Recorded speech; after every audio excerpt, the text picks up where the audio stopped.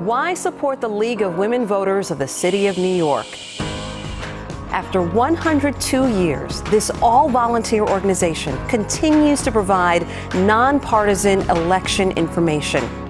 Leading up to and throughout the 2021 citywide elections, even amidst the pandemic, more than 2,000 New Yorkers heard League speakers provide nonpartisan information about ranked choice voting, redistricting, and ballot proposals, and thanks to Verizon, saw videos about citywide positions up for election.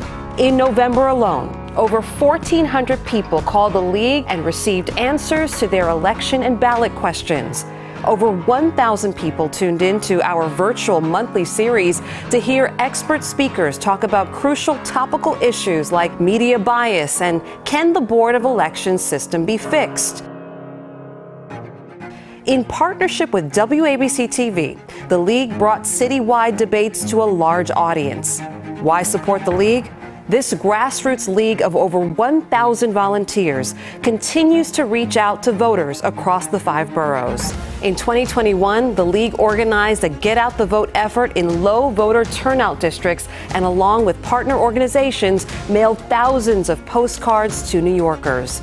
In partnership with WABC-TV and BronxNet, the League promoted U.S. Constitution Day and handed out over 2,500 pocket copies of the U.S. Constitution in Spanish and English in those same low voter turnout districts, along with pertinent ballot information. Trained volunteers conducted over 75 voter registration events in all 5 boroughs. And Trivia Night, hosted by the League, brought in over 250 young voters to area bars to hear important ballot proposal information. Why support the League? Because the League strongly advocates for issues vital to residents of New York City. The League championed and applauded the success of less is more parole reform and restoring voting rights for people on parole. The League actively supports Turn on the Tap to restore tuition assistance to people in prison. And while they didn't pass in the state, the League takes pride that New York City voted to support the 2 November ballot measures for voting reform, and the League is still fighting for no excuse absentee balloting and easier voter registration. Why does the League need your support now? The League believes that when people understand who to call and how to get heard, they will feel their own power to make changes. In other words, civic engagement begins with civic education. The League offers many resources and has literally written the book about New York City government. With your support, the League can expand these adult civic education offerings in more languages and to an even broader audience. This will allow New Yorkers to advocate to improve their own neighborhoods. Nonpartisan, nonprofit, and all volunteer run, the League has been helping New Yorkers for over a century, and their work is never done. Help the League of Women Voters continue to fight for a democracy that works for every New Yorker. Please donate, become a member, and add your voice. Vote louder.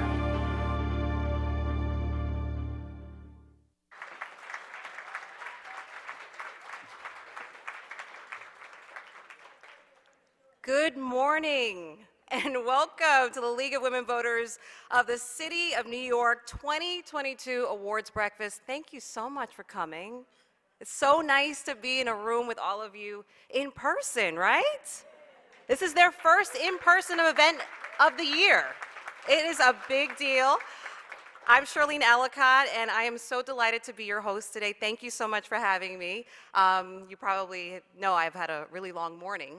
But I'm happy to be here too. We've got an exciting and thoughtful program in store for you as we direct our attention to the importance of and access to voting rights in America. The League of Women Voters has been focused on this issue for more than 100 years, and clearly their work is never done. So allow me to introduce you to 2 co-presidents of the New York City League, Leslie Siegel and Diane Burrows.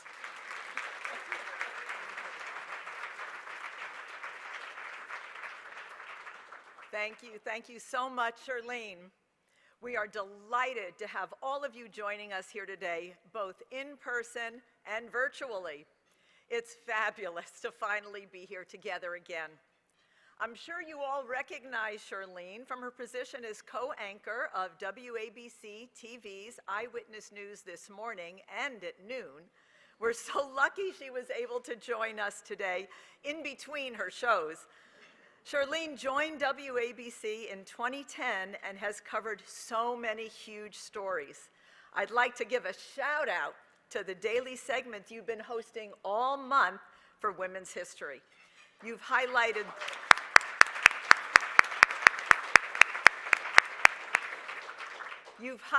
so many women who are making a difference every day in their communities, as are you.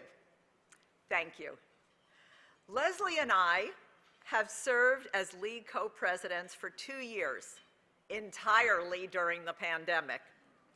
We've only seen each other in person 5 times. We figured it out. Like all of you, we were able to pivot for the new online world, expanding our reach to New Yorkers throughout the 5 boroughs and encouraging our volunteers to get out into the city whenever possible. As an all-volunteer-led organization, we empower over 1,000 volunteers and members. We educate and inform New Yorkers by providing nonpartisan election and civic education information. We provide resources to communities so they can engage with their own elected officials. And since democracy is not a spectator sport, all of us must work together to bring about change. And we need you. This work can't happen without your help and your support. Thank you all so much. Leslie? Thank you so much, Diane. Good morning. Thank you so much, Diane. Good morning, everybody. It is really wonderful to see everybody in person, and not just in person, but everybody dressed very nicely. So it's a nice change from Zoom conversations. As Diane said, we really can't do this without your help. And so what I'd like to do now is give a special thanks to our sponsors for today's program. I'd like to thank Bloomberg Philanthropies,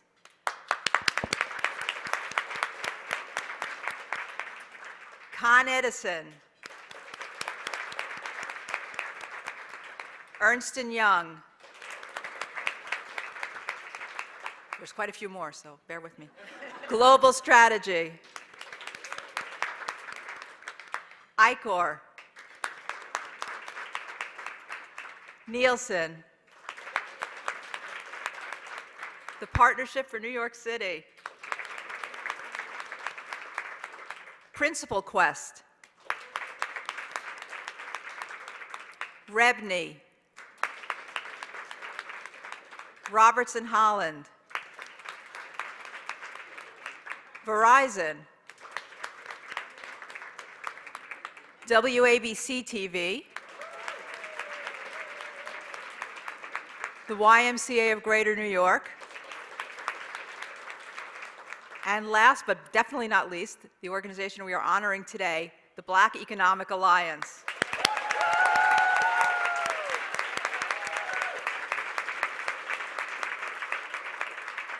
The thanks are not done yet. I'd also like to give special thanks to 2 of our advisory board members, Catherine Wild, the president and CEO of the Partnership for New York City,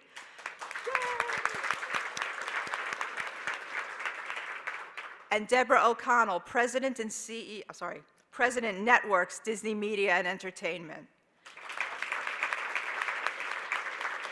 I'd also like to thank her amazing team at the Disney Network and WABC TV for everything they've done to get us here today. So please help me, as you already have applauded. Thank all of our advisory board members as well, as we could not have done this without all of you. Please raise your hands for recognition if you're on the advisory board, and we'll give you a round of applause.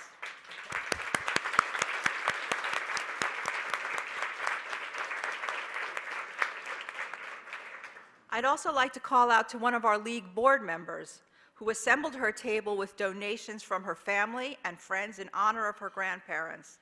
Thank you to Charletta McCaskill and her family. Some are here.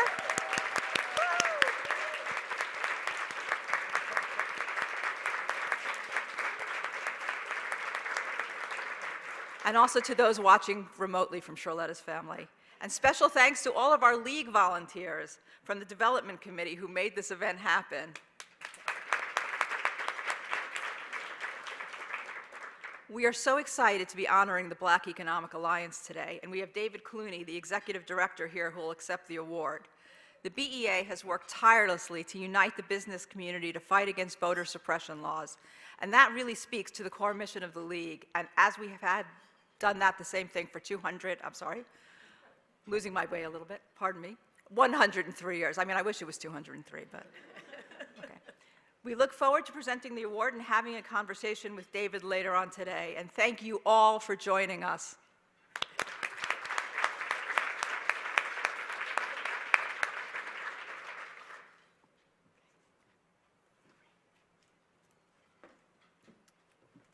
What a way to close out Women's History Month, right? With this event, this moment, this historic organization. What did you say, 103 years? Woo, it's a lot of time. It is incredible the amount of work and impact that can be done with 1,000 volunteers, as well as caring and thoughtful leaders. Before we introduce our honoree, we'd like to highlight progress on a special and important project that the League is pursuing with the invaluable assistance of graduate students at NYU Wagner School of Public Service that could impact voting reform across New York City. Let's take a look.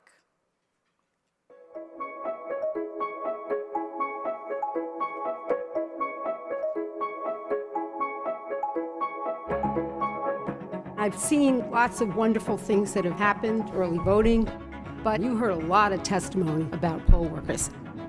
After collecting voter complaints and anecdotal evidence for years and witnessing clear disparities in voter turnout in underserved communities across New York City, and testifying to Senate committees, City Council, Board of Elections, and other legislative bodies, only to be told we don't have enough evidence. The League of Women Voters of the City of New York sought a way to turn these anecdotes into quantifiable data to try to not only show that the disparity exists, but why.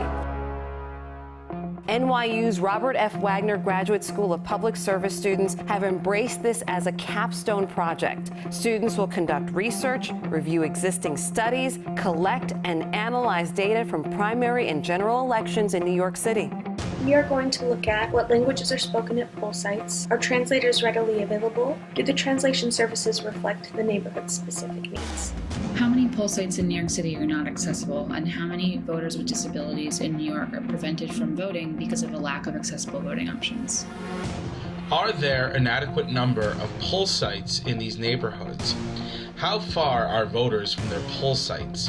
And how long are voters' wait times? How are poll workers trained? Are they adequately prepared to deal with problems that can arise at poll sites? League of Women Voters of the City of New York believes the result of this work could be the cornerstone for future discussions and testimony about the disparity of voting access and voter equity in New York City and beyond.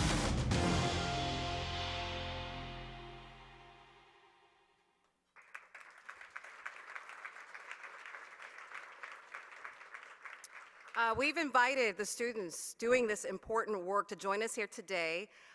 So in case you all have any questions for them, they're in this room, and I just wanted them to just be recognized so we know where they're sitting. Could you stand or, just make yourself known?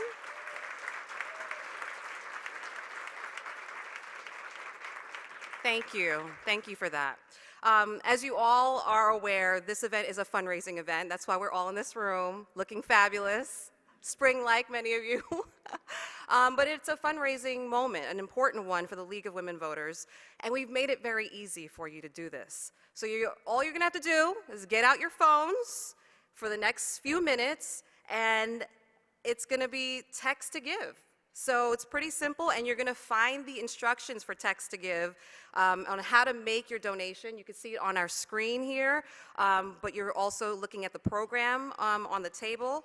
And while you're doing that, I would like to introduce yet another dedicated volunteer, Susie Gomes, Vice President of Development, and she's going to tell you what these funds raised from this event is going to be going towards. So let's welcome her to the stage, and she's going to break it all down for us.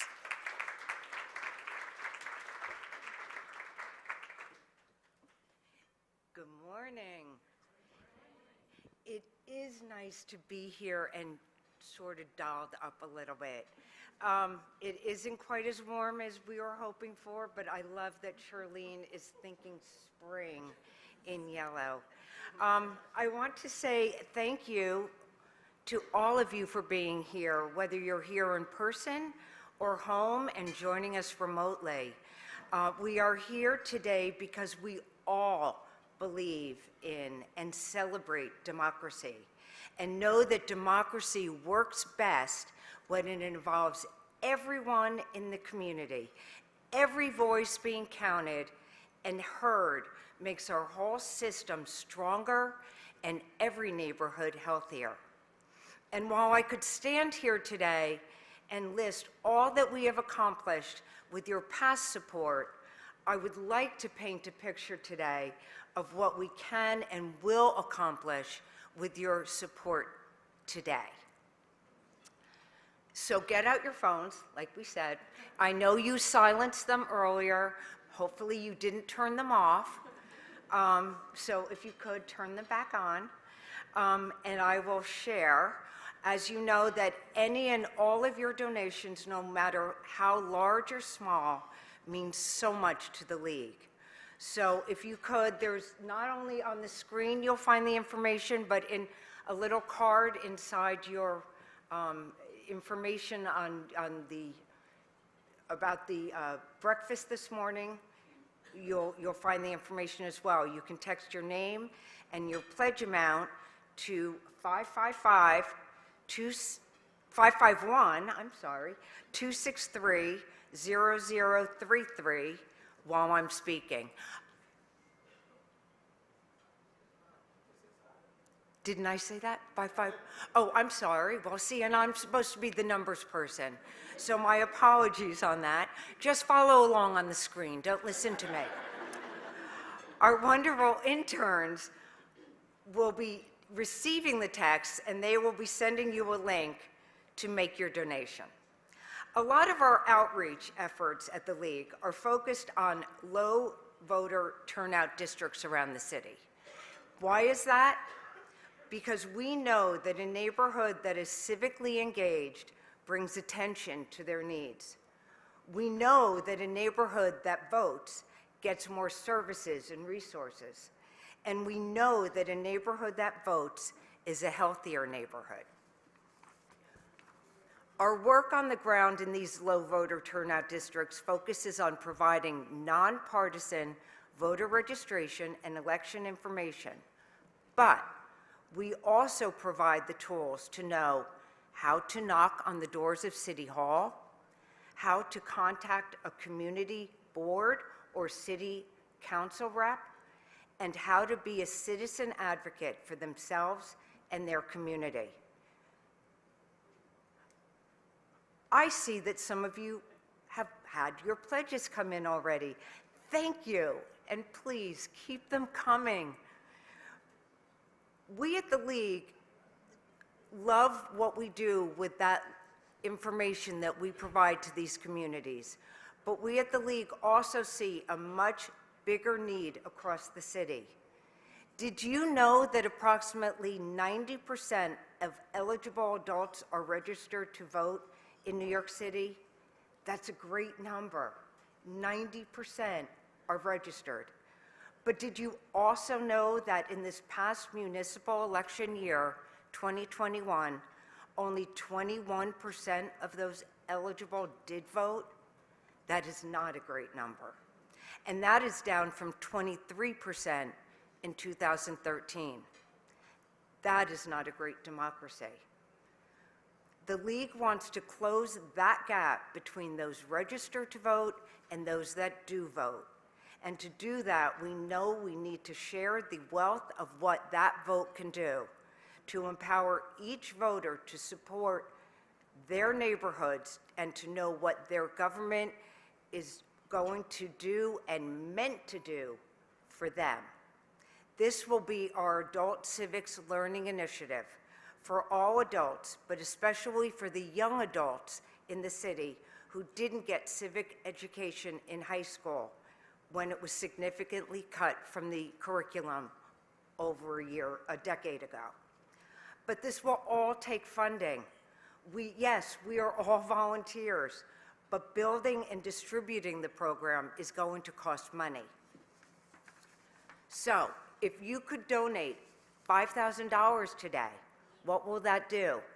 We could develop and translate more of our resources, like our presentations and handouts, into more languages to reach people.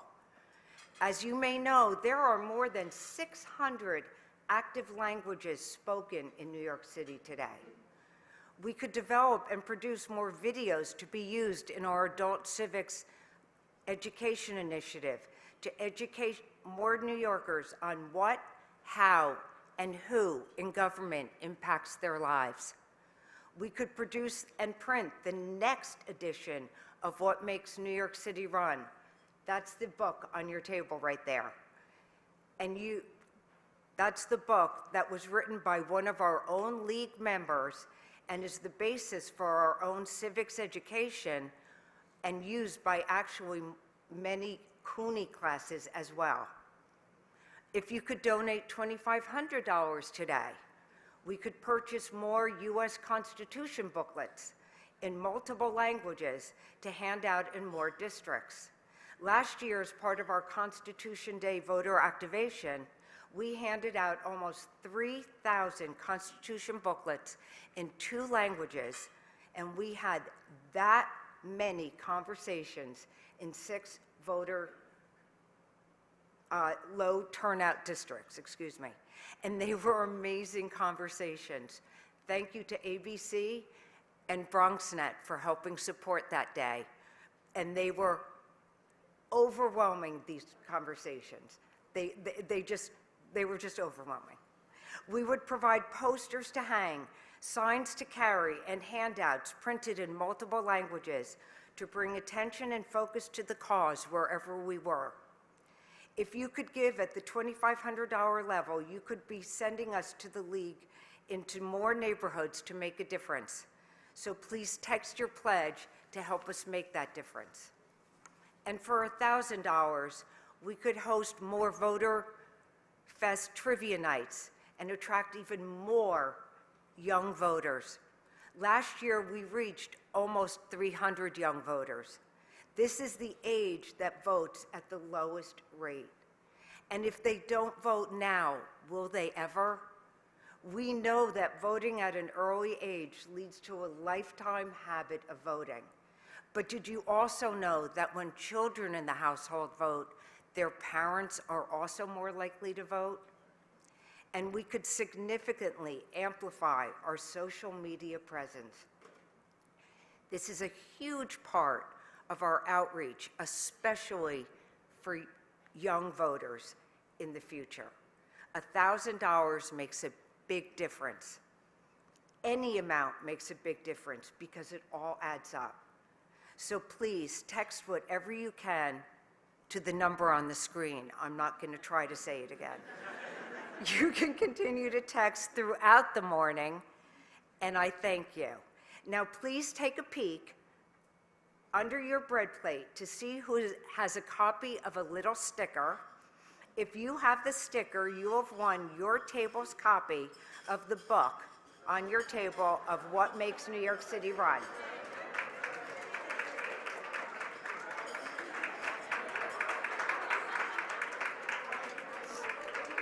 If you have not won,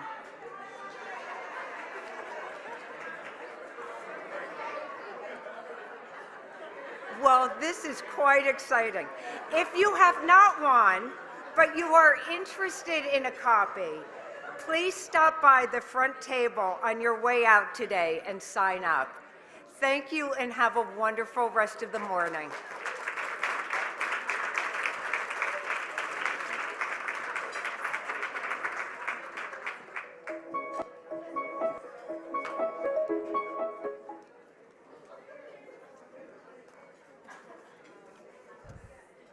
That was a wonderful show of support. Thank you so much for all that you've contributed. You can continue to do so. I thank you on behalf of the League, and personally thank you for helping this organization do its work. I come from immigrant parents who came here back in 1981. We lived in Queens, and I have definitely witnessed some of those disparities that the League is working so hard to fight against, and I have been a recipient, I'm sure. So thank you again. Thank you for that. It is my pleasure to introduce to you the Black Economic Alliance. Black Americans have never been full participants in the American economy. Public and private sector policies have precluded Black people and families from thriving throughout our nation's entire history. This systemic inequality has resulted in exclusion from the broader economy while limiting our country's economic potential in the process. That is why the Black Economic Alliance was created. Founded in 2018, the Black Economic Alliance is a nonpartisan group of Black executives and business leaders who are leading the charge to improve economic mobility for Black Americans. The BEA is the nation's only coalition of business leaders and advocates committed to driving Black wealth, building at scale, focusing on improving the quality of work, wages, and wealth for Black Americans. The disproportionate impact of COVID-19, the COVID-19 pandemic, brought to light many of the systemic health, economic, and infrastructure-related inequities Black communities face. BEA helps steer the national discussion to ensure that these failures result in meaningful systemic change. Through its foundation, BEA introduced the Center for Black Entrepreneurship, partnering with Spelman College and Morehouse College. BEA developed the first ever academic center of its kind to produce, train, and support the next generation of Black entrepreneurial talent. The foundation also collaborated with Wells Fargo to launch the BEA Entrepreneurs Fund, a $50 million venture capital fund to provide seed, startup, and early-stage capital to Black-owned businesses and aspiring founders. Partnering with the Center for Political and Economic Studies at the end of last year, BEA co-led the charge to encourage the Biden administration to appoint qualified Black candidates to key economic leadership roles. Since its inception, BEA has focused on the potential power of Black voters. In the lead-up to the 2020 general election, BEA seized a meaningful opportunity to leverage its platform and lead conversations around economic issues pertaining to Black voters and the importance of Black civic participation. Along with BET, the National Urban League, and other partners, the Black Economic Alliance helped launch the first ever National Black Voter Day in September 2020 to inspire Black voters to make a plan and vote early. Following the historic turnout and impact of Black voters in the 2020 election, laws were introduced in almost every state to restrict access to the ballot. BEA responded immediately and impactfully. BEA invoked its platform and moral authority to rally the business community to oppose restrictive voting laws and advocate for the expansion of voting rights. It ran a full-page ad in the New York Times on March 31st, 2021, signed by 72 Black executives, and then organized a two-page ad signed by over 500 business leaders opposing voter discrimination. Despite all of these achievements, there is still more work to be done. And the Black Economic Alliance is ready and willing to answer the call. They are just getting started.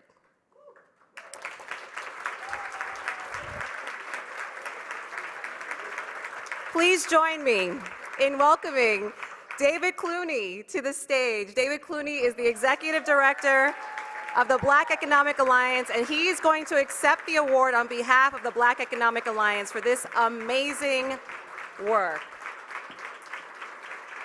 Thank you. Diane. Out of the way. Oh, that is cool. Thank you, David. Thank you, Charlene.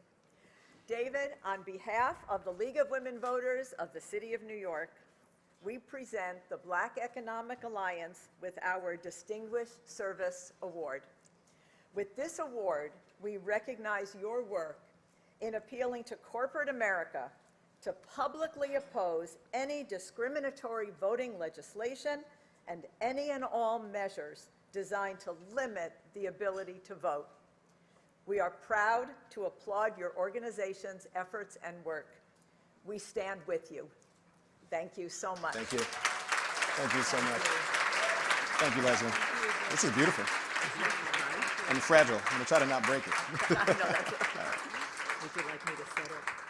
I will ask you to hold it for a quick second. The good news is I'm not going to speak long. So, David Clunie, on behalf of the Black Economic Alliance, thank you to the League of Women Voters of the City of New York for organizing this wonderful event, for honoring the Black Economic Alliance for our work. Thank you for 103 years of your work. It is not an accident. Let's clap for that, please. I'm not going to speak long because you will hear from us as I speak with our good friend Jeanine Liburd. But it is not an accident that I'm wearing purple, a suffragist color, this morning in honor of the work that you all have done. So it's really an honor to be recognized by you for the work that we've done. And we all, as you'll hear more about in our conversation, have a part to play in protecting our democracy. So thank you for all the work you've done. And it is an honor for the Black Economic Alliance to step into this space as well. So thank you so much. Appreciate it. Thank you. Yes, I got it. All right. Congratulations, David. A well-deserved recognition for all the great work you guys are doing. Now, this is a really exciting part of the program. We're going to have a conversation between David and Jeanine Liburd. So while David takes his seat, he's going to be taking his seat on the stage. Come on back, come on back.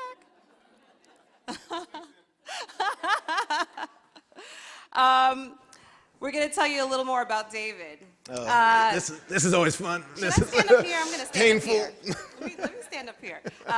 David Clunie has served as executive director since March 2020, and under his leadership, BEA has worked to close the opportunity gaps for Black Americans in work, wages, and wealth through political action, voter activation, and engagement with business leaders.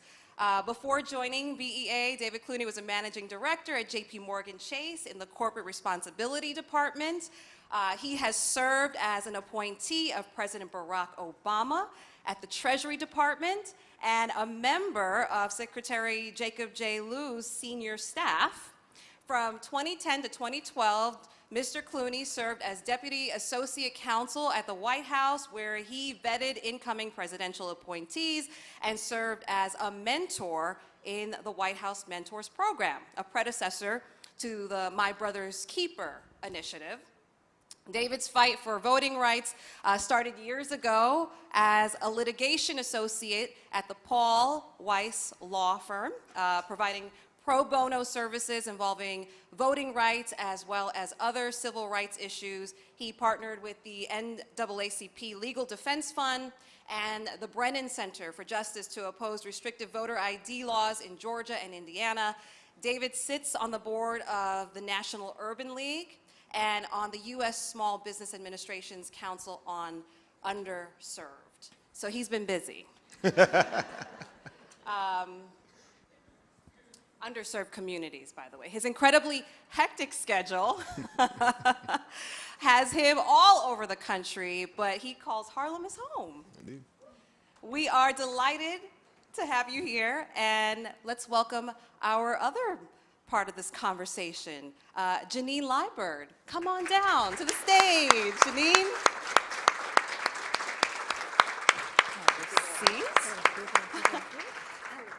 Jeanine Liburd has agreed to join David in today's conversation about voting rights in America. Jeanine is the Chief Social Impact and Communications Officer for BET, the Black Entertainment Television Network. that has been providing African American-centric programming to audiences for more than 40 years. In her role, Jeanine leads and elevates social change initiatives that empower the BET audience to have an impact on the critical issues facing the Black community today. In 2020, she partnered with United Way Worldwide to raise over $19 million in emergency relief for COVID. She created the company's signature civic engagement campaign, Reclaim Your Vote, and was instrumental in creating the National Black Voter Day, along with BEA and the National Urban League. Jeanine has received numerous awards for her work and serves on at least 6 boards of civic and cultural organizations. While her work is national in scope, her New York ties run deep. Jeanine was born and bred in Brooklyn. Hey! She earned her master's from the New School University for Social Research, and she worked in the David Dinkins administration. She still calls New York her home. We are thrilled that Jeanine could join us today. I will now hand the program over to you, Jeanine, and we'll be back up for Q&A.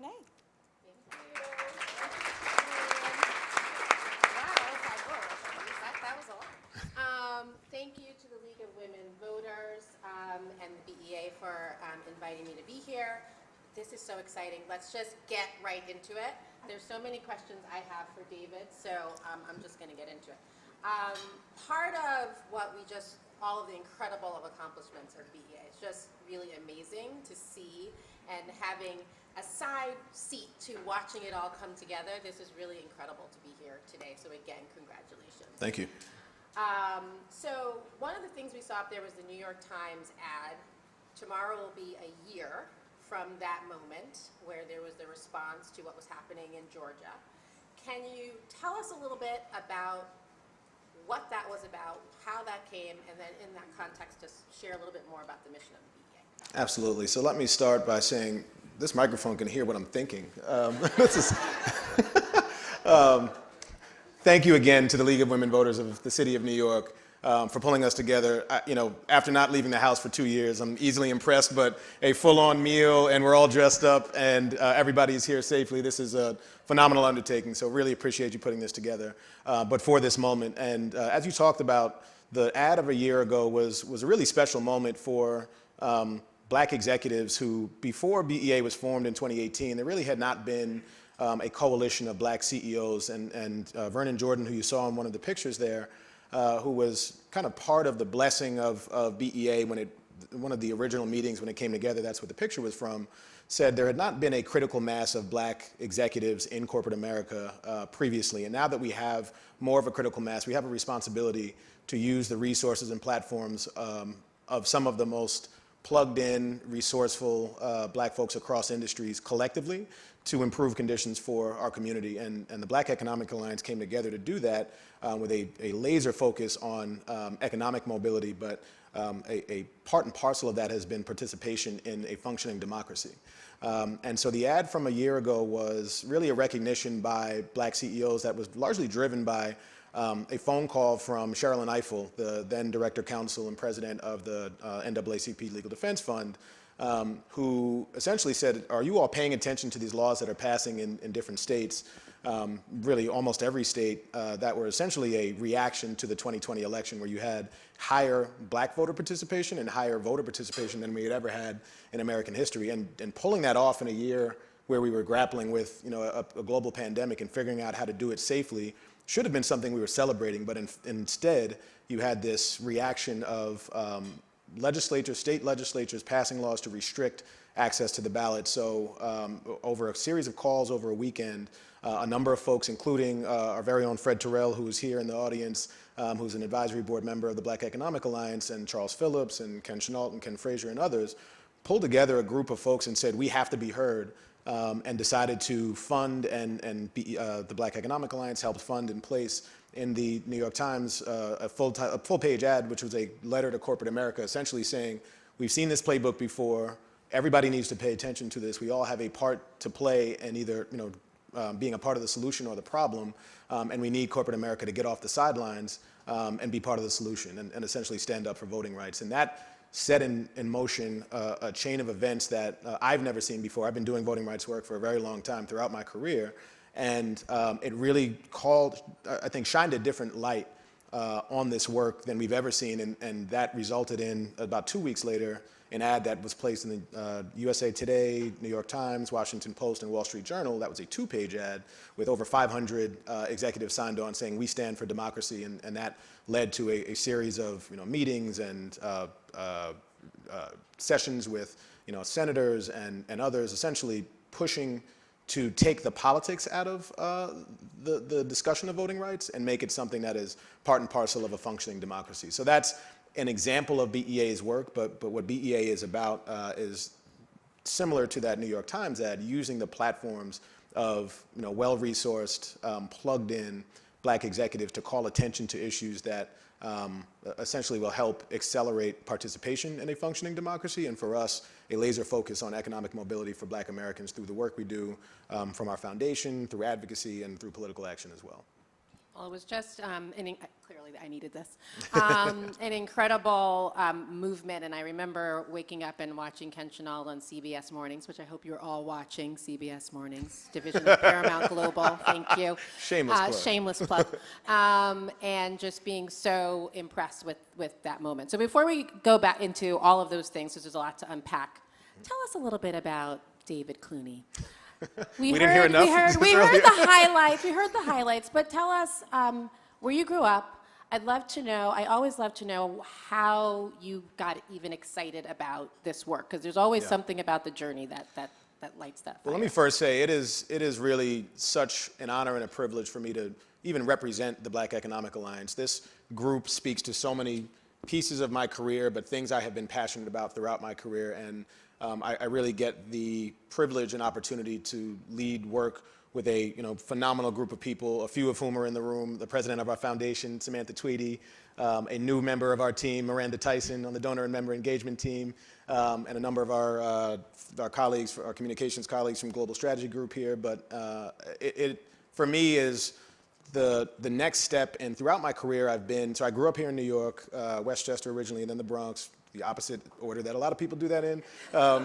My family is of Jamaican descent, but parents grew up in Harlem, and I, after returning to New York, I went to SUNY Albany for undergrad. I went to Howard University School of Law, and at Howard, really, I learned that Charles Hamilton Houston, who was the dean of Howard Law when Thurgood Marshall was a student there, and he was really the architect of the Brown versus Board of Education series of cases, had a saying that a lawyer is either a social engineer or a parasite on society. And that was to say, I know, it's kind of black and white, right? I mean, that's pretty straightforward. But that was to say, those of us who learn the Constitution and learn the laws of the United States have a responsibility to use that knowledge to improve conditions for our communities. And that is exactly what the Black Economic Alliance is about. And throughout my career, I had been doing a lot of this work really as an extracurricular activity. When I was at Paul Weiss, I was doing all this pro bono work that I was so engaged in around voting rights, around police community relations, around prisoners' rights, et cetera. And then in the administration, I was finding these opportunities to work on economic inclusion and economic mobility, particularly at the Treasury Department. And when I went to JPMorgan Chase, I realized, my side hustles were becoming like more than my day job, leading the... I heard that's called a Howard hustle, that's what I heard. That's exactly right. And so, I throughout my time at JPMorgan in particular, was one of few Black managing directors in the corporate responsibility group, one of only two, the only one in the United States. So that kind of de facto made me a DEI representative as well. And so many things we did were about racial equity inside the organization, how we were interacting with communities, particularly around economic empowerment. And I just hit a point in my career where I said, let me stop doing this as a side hustle. This is what I want to do day to day, and the opportunity to join the Black Economic Alliance presented itself, and I had been thinking about what I want to be when I grow up, at age 39, and this opportunity just could not have been more in line with who I am as a person, what I've wanted to do, and the impact that I want to have. And one of my mentors made me write out on a piece of paper in the abstract, agnostic of any job, what I wanted to do, and it was as if I had written the job description to be the executive director of the Black Economic Alliance. So a real pleasure to have this opportunity. Thank you so much for sharing that. I remember meeting with you when you had just started your job over Zoom, and it was like day 4. It was like, hi. So I was a mess, is what you're saying. No, you were very clear. I was a mess. But, well, that's a whole other COVID story for another day. But in any case, so clearly, and I think particularly now, post George Floyd, people are much more focused on the economic well-being of the Black community and what needs to happen. I love to hear, but I love how you all have always been focused on voting rights as a part of work, wages, and wealth. Can you talk a little bit more about why that connection has been so clear and so important in the direction of your work? Absolutely. So much of the work that the Black Economic Alliance does focused on economic mobility is about full participation. We talked about, Charlene talked earlier about, Black folks have never been full participants in the American experience, in American democracy, and certainly not in the American economy.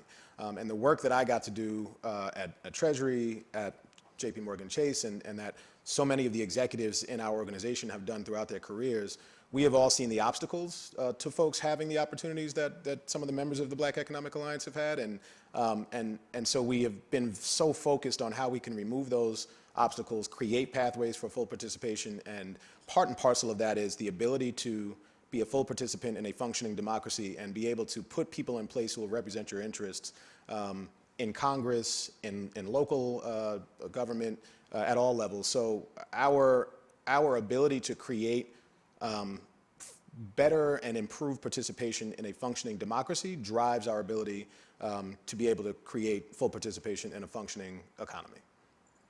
He just makes that all sound so good, doesn't he? Like, just really, okay. So I want to dig into the business side of it. I mean, it is very unique in this construct of the BEA to have the most senior, most African-American business leaders who run major businesses, major business units come together in this way.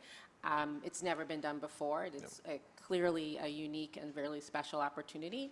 Can you just talk a little bit about the responsibility of the business community? I think in the past, it's kind of like voting was kind of other people's jobs. It's for the government and public interest to worry about. Can you just talk a little bit about, and also I'd love to get into like how did you even get all those people together, a little bit about the process. I know some of it obviously happened before you started, but.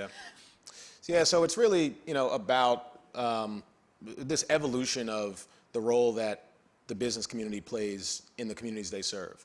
And I got a taste of that, particularly working in corporate responsibility at the largest bank in America.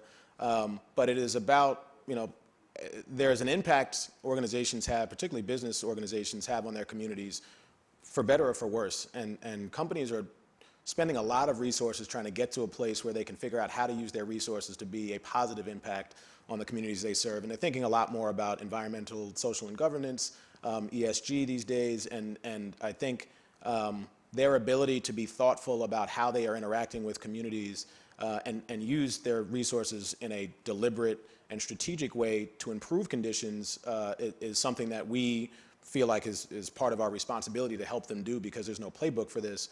But I think especially coming out of the post-George Floyd racial equity commitments, rhetorical and financial, that so many organizations have made, the folks say things like we took the blinders off and we now see in a different way the experience that our Black employees, that our Black clients and stakeholders, the different experience they've been having in America than their white counterparts in particular, and that they want to be part of the solution, no longer the problem. And we are looking at things like voting rights as an opportunity to be part of that solution and to take the blinders off. And instead of saying, well, this isn't really our issue, we're not a voting rights organization, say, we have resources to make available to make voting easier for people, whether it is giving time off, whether it is distributing information.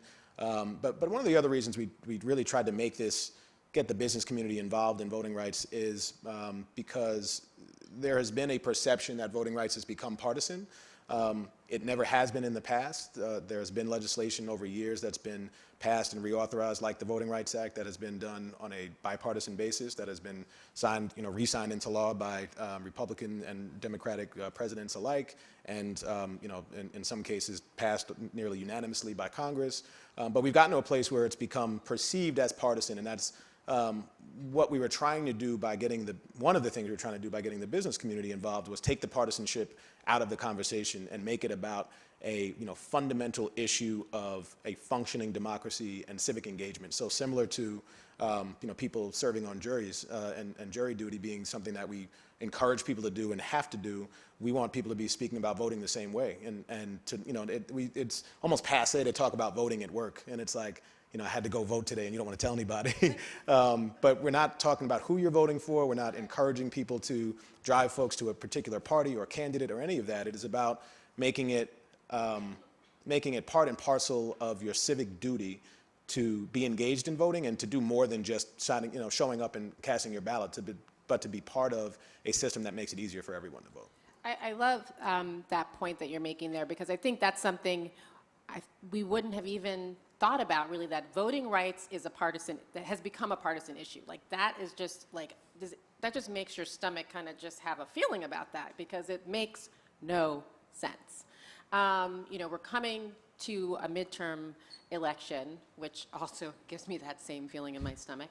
I'm curious, as you're thinking about kind of the things that you'll be doing going forward, how can we begin to continue to change that message? Because I think that's one of the things, looking around this room and knowing so many of the faces, I feel like that is, yes, we have to get people out to vote, but we also have to change this notion. What are some of the things that the BEA will do and that we can do alongside with you? So one of the good things to come out of the last year and change is, I think, coalitions of like-minded organizations that are rowing in the same direction, working toward bringing people of good faith together, organizations, individuals, and otherwise, around trying to make it easier for everyone to vote. And I think messaging is a huge part of that.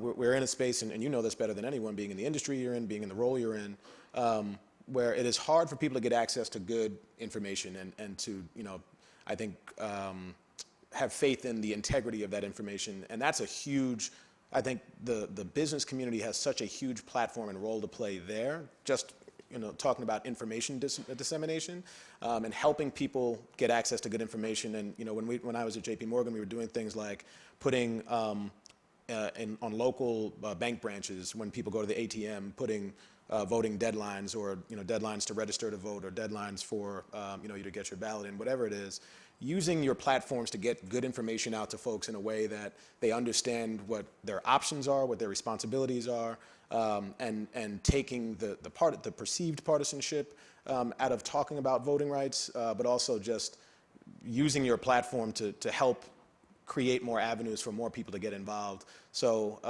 there's a lot that folks can do, particularly the business community, give people time off to vote, not only on election day, but even earlier. We're in a place where so many states have passed laws that allow people to vote early, by mail or in person. We want to encourage folks to volunteer, to go to your polling places and help them administer elections.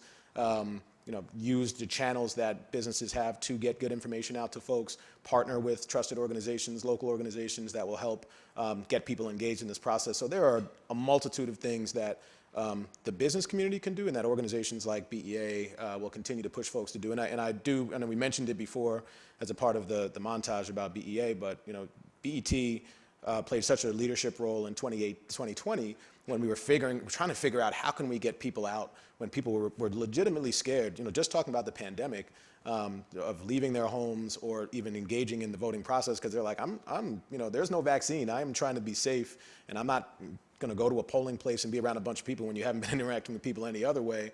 And creating National Black Voter Day for the first time in 2020 and giving people a 5-step plan, or kind of process to follow to make a plan, get all the information they need, make sure you kind of have a backup plan. That's exactly the kind of thing we can be encouraging other folks to do. Well, thank you so much, and thank you for being an early partner of Reclaim Your Vote and National Black Voter Day, which is the third Friday of us every September, as our CBC has made it so noted and so done. For somehow, we're almost done. I'm like, I don't know which question to ask. Is my my go home question. I wanted to ask too many things. So just as we wrap up, you've given so many kind of gems and points about how we can move forward. What are maybe the biggest challenge and biggest opportunity you see for BEA and for all of us? Just kind of give us some go forward good news.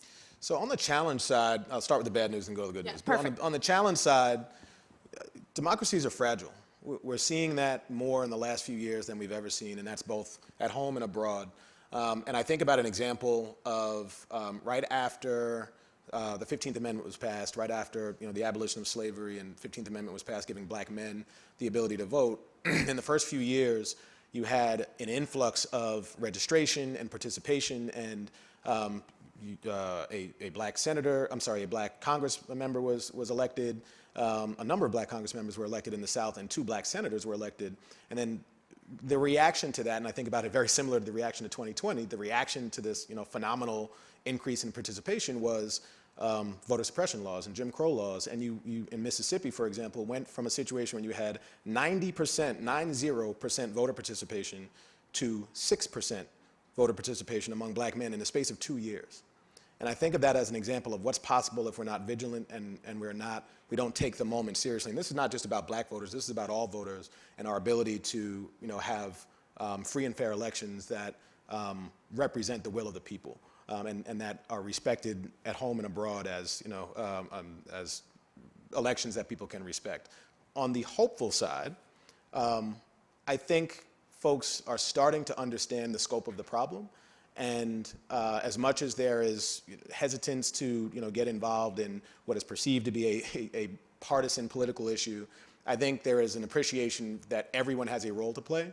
So I think organizations and individuals are being more thoughtful about how they can get in the game, how they can get off the sidelines, and BEA, BET, the League of Women Voters, and others, so many others, will be part of the solution of helping folks use their resources to be part of the solution and get involved. So I really look forward to reaching more people where they are, using the 2022 and 2024 elections as opportunities to get more people of all ages and all political stripes involved in the process of voting. And I do think when we do that, we will all see the benefit, the net benefit for our democracy. Well, thank you so much. I do want to take one moment of privilege just to say thank you to the BEA for all of the work and support you've done with BET as well. I think leadership is one of the most important things, because if you don't have someone stepping out there and taking that first step, there won't be anyone else to follow you. And thank you for mentioning that almost 20 million we raised for COVID, but so much of that was due to the work, and I have to shout out our wonderful board member Fred over there, hi, and Samantha from BEA, who were really our biggest vocal champions when we were raising all of that money in partnership with United Way. So I just wanted to say thank you for the leadership always in every area, because you do it with your work, you do it with your money too, and that's really, really important. So thank you to the League of Women Voters for having us, and I'm going to pass it back to Charlene. Thank you.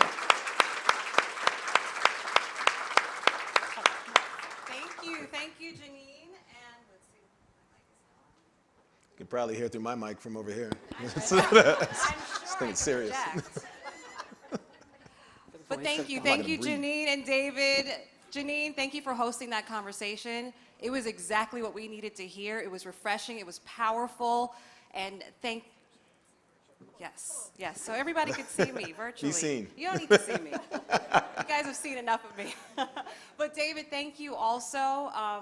The power in his voice, the strength in your voice, and the fact that your parents are West Indian too. Big ups. No, but thank you. Thank you for the work that BEA is doing. You guys are the change makers, and you guys are really going to elicit the change that this country so desperately needs. I have something good to announce. The League raised today over $10,000 in the room. $10,000. So thank you all for that. Thank you for coming to the League's 2022 breakfast. I hope you guys enjoyed yourselves. We really appreciate it. And have a great rest of your day. Thank you. Thank you. Yes, thank you.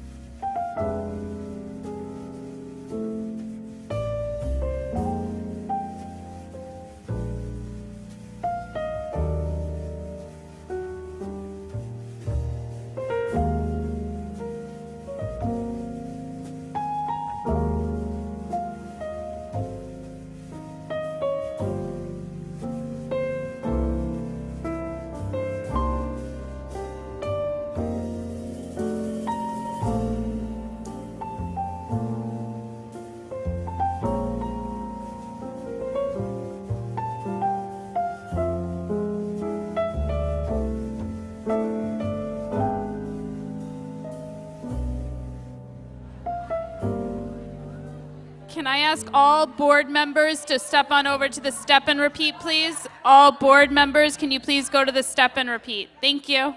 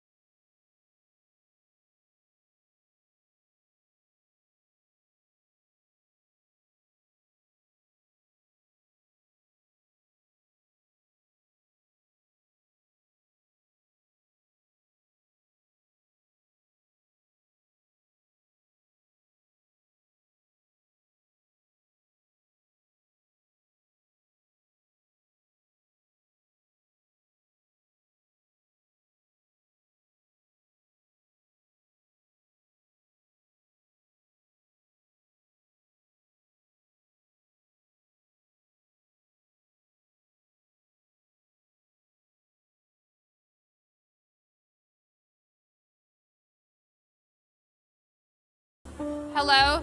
Any board members, please go over to the step and repeat.